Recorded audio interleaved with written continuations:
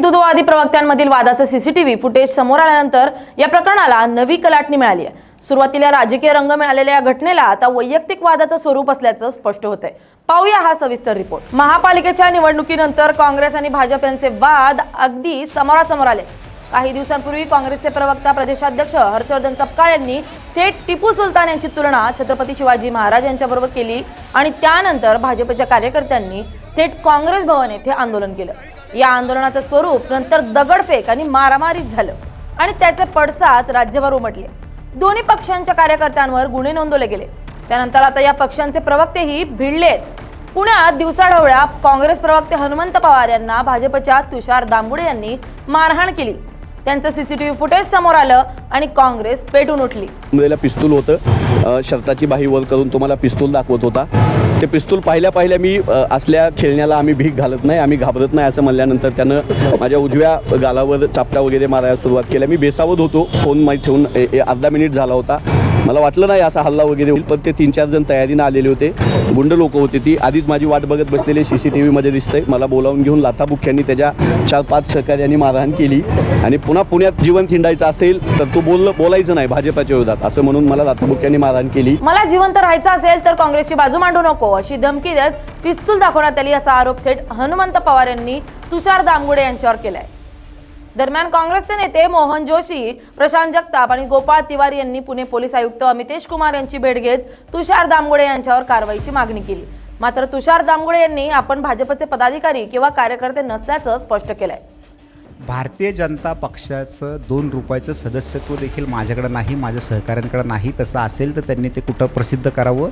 कुठल्याही प्रकारचं पद माझ्याकडे नाही, तशा प्रकारचं नेमणूक पत्र त्यांनी जर असेल तर ते कुठं जाहीर करावं।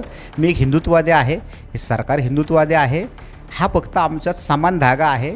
त्या अनुषंगाने जेव्हा काही सोशल प्रश्न मला काही पडतात, जसं की स्वच्छतागृहांचा प्रश्न असेल, त्यावेळी मी त्या लोकांना जाऊन भेटतो, कारण आता ते सत्तेत आहेत, ते महापौर आहेत, ते कुठेतरी खासदार आहेत, ते आमदार आहेत। मी त्यांना जाऊन ते माझे प्रश्न सोडवण्याचा प्रयत्न करतो। ह्याचा अर्थ मी काही त्यांचा पक्षाचा पदाधिकारी असं होत नाही।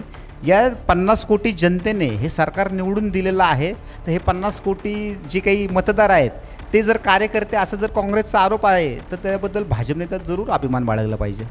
या प्रकरणी डीसीपी मिलिंद मोहिते यांनी सांगितले की तुषार दामगुडे यांना ताब्यात घेऊन त्यांच्याकडील पिस्तूल जप्त करण्यात आलं, समज देऊन त्यांची सुटका करण्यात आली असून पुढील तपास सुरू आहे।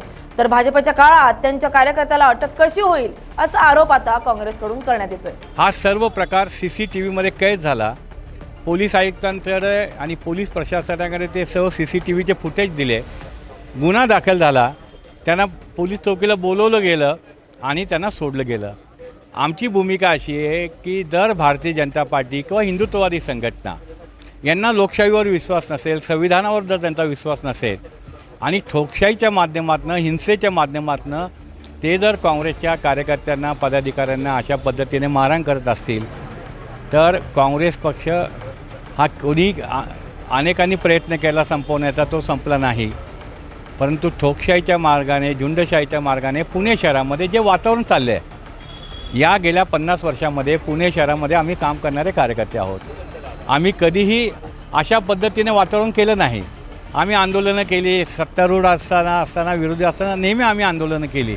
त्या आंदोलनाची एक पातळी असायची, पण भारतीय जनता पार्टी पुणे शहराची सांस्कृतिक राजधानीमधलं जे राजकारण असतं त्या राजकारणाची पातळी आता सोडून या ठिकाणी राजकारण करते। आम्ही त्या ठोकशाहीचा विरोध करू, काँग्रेस शांत बसणार नाही, ही आमची भूमिका आहे। तर भाजप आणि काँग्रेसचे कार्यकर्ते एकमेकांसमोर येण्याची ही पहिलीच वेळ नाही।